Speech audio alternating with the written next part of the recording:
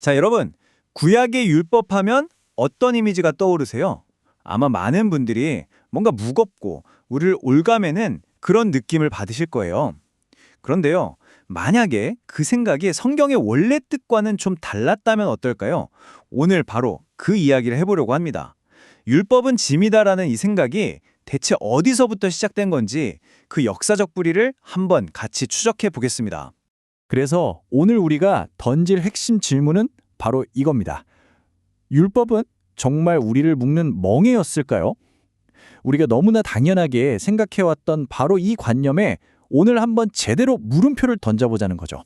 아마 이 문장 정말 많이 들어보셨을 거예요. 그쵸? 예수님이 우리를 그 무거운 율법의 짐에서 자유롭게 하셨다. 이건 뭐 기독교 신앙의 거의 중심축 같은 이야기잖아요. 좋습니다.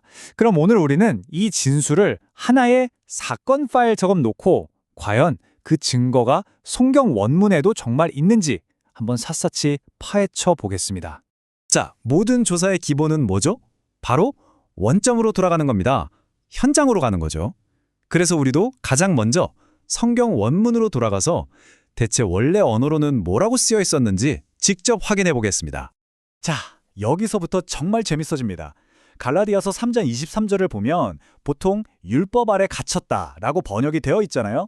그런데 원어인 헬라어 푸르레오를 딱 찾아보면요. 이게 사실 군사용어예요. 무슨 뜻이냐면 성벽 안에서 적군으로부터 안전하게 지키고 보호한다는 뜻입니다. 느낌이 완전 다르죠. 우리가 감옥이라고 생각했던 게 사실은 우리를 지켜주는 튼튼한 요새였다는 거예요. 억압이 아니라 보호. 와, 이 단어 하나가 관점을 완전히 뒤집어 버리는 거죠. 그리고 바로 이어서 바울이 결정적인 단서를 하나 더 던져줍니다. 율법을 뭐라고 부르냐면 페다고고스라고 불러요. 이게 뭐냐면요. 감옥의 간수가 절대 아니고요. 옛날 로마 시대에 귀족 자제를 스승한테까지 안전하게 데려다 주던 뭐랄까 가정교사이자 보디가드 같은 역할이었어요. 아이가 딴 길로 새거나 다치지 않게 잘 보호해서 인도하는 거죠. 어떠세요? 이제 좀 그림이 그려지시나요? 율법의 역할이 감금이 아니라 그리스도라는 최종 목적지까지 우리를 안전하게 이끄는 가이드였다는 거예요. 아마 그래도 종애멍에라는 표현은 있잖아 하시는 분들 계실 거예요. 맞습니다. 갈라디아서에 나오죠. 그런데 여기서 문맥을 정말 잘 봐야 합니다.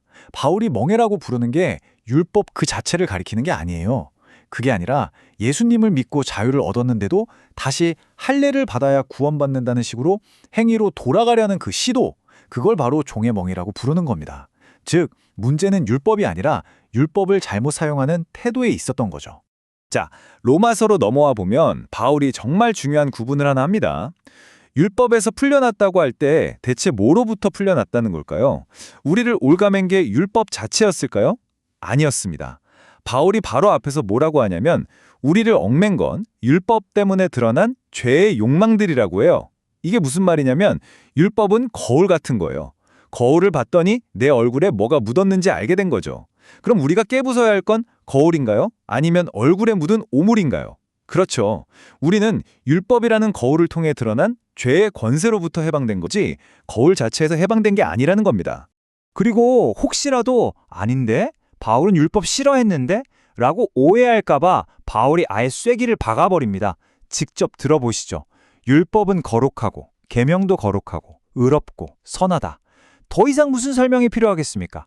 이게 율법에 대한 사도 바울의 최종 결론입니다. 자, 그럼 여기까지 정리해보면 이상한 점이 생기죠. 아니, 성경 원문에는 그런 뜻이 없는데 대체 율법이 나쁘고 무거운 짐이란 생각은 어디서부터 온 거지? 이제부터 진짜 추적이 시작됩니다.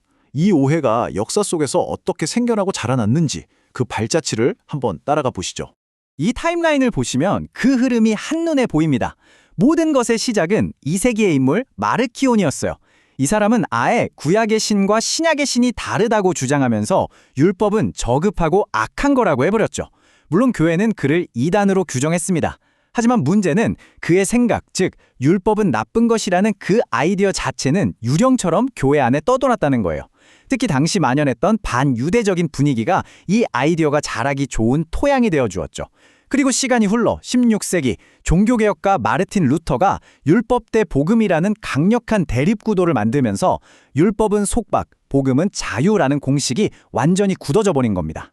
그러니까 이 생각은 성경에서 바로 튀어나온 게 아니라 거의 1500년에 걸친 역사 속에서 차곡차곡 쌓여 만들어진 결과물이라는 거죠. 자, 그럼 이제 조각들을 다 모아봤으니 그림을 맞춰볼 시간입니다. 성경이 말하는 진짜 자유, 그건 대체 뭘까요? 우리는 무엇으로부터 해방된 걸까요?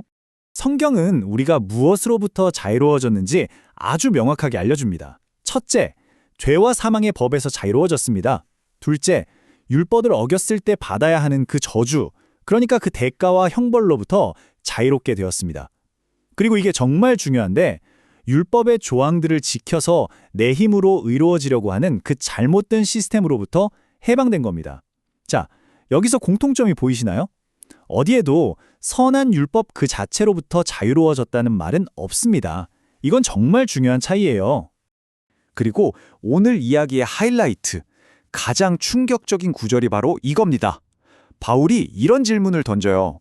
그럼 우리가 믿는다고 해서 율법을 없애버리는 거냐? 그리고 스스로 답하죠. 절대 그럴 수 없다. 여기서 그치지 않고 한술 더 뜹니다. 오히려 우리는 믿음으로 율법을 굳게 세운다. 와, 정말 놀랍지 않나요? 율법을 폐하는 게 아니라 오히려 세운다뇨? 우리가 알던 것과는 완전히 정반대의 이야기잖아요. 자, 이제 이 모든 것을 마음에 담고 마지막으로 생각해볼 질문 하나를 남겨드리면서 오늘 이야기를 마무리하려고 합니다. 자, 한번 생각해 보세요.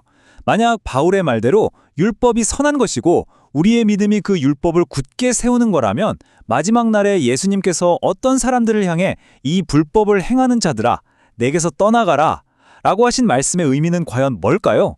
여기서 말하는 불법, 원어로 아노미아는 문자 그대로 율법 없음이라는 뜻입니다. 율법을 짐이라고만 생각했을 때와 율법을 선한 것이라고 생각했을 때 이 예수님의 경고가 완전히 다르게 들리지 않으신가요? 이 묵직한 질문을 여러분께 남겨드리면서 오늘 이야기는 여기서 마치겠습니다.